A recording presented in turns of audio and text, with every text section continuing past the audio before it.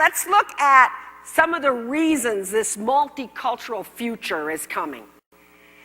One of the reasons, of course, is demographic changes. In 2 short years, 35% of America will be composed of communities of color. And by 2050, this will be a multicultural nation, right?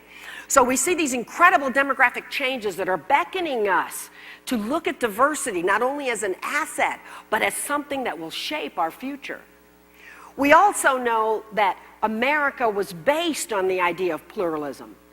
Martin Luther King said, "America has a date with destiny."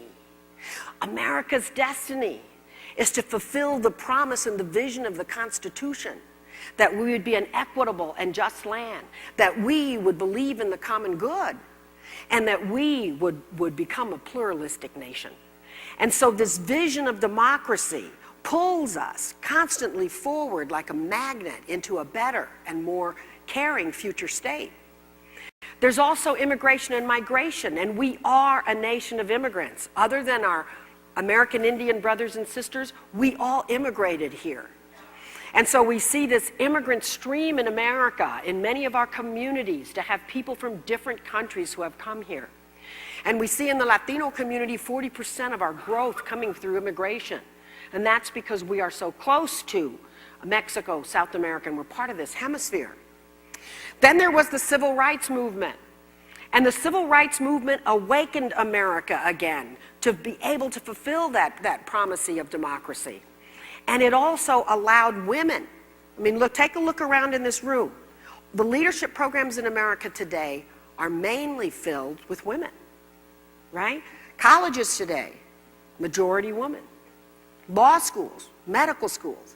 That all happened through the legacy of the civil rights movement.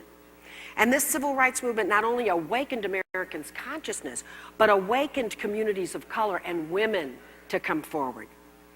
Then we have the education of diverse leaders in communities of color.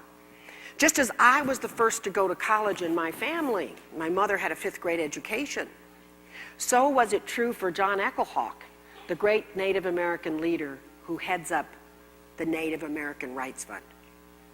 He was part of 20 Indians who graduated from the first American Indian Law program at the University of New Mexico.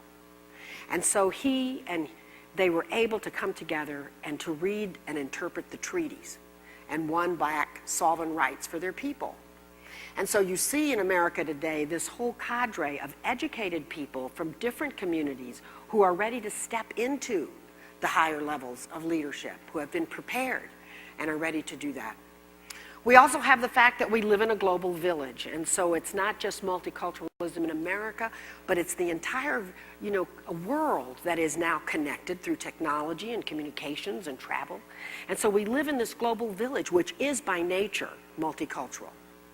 It is also politically correct now, correct?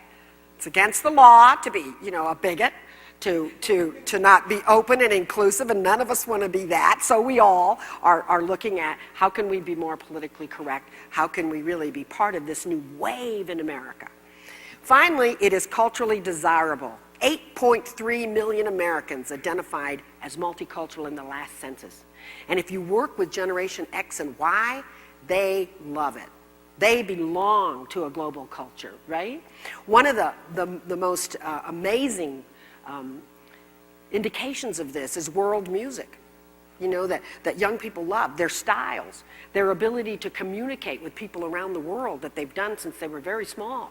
And there's a thing called reggaeton music, which is a mixture of reggae and rap and salsa, and they're beginning to have fusion culture, and they love multiculturalism. And they're not going to want to work for you or in your organizations if you don't have that multicultural flavor. And finally, we all know that it's good for business, right? It's good for business. The Hispanic market alone is a $1 trillion market, the 11th biggest GNP in the world.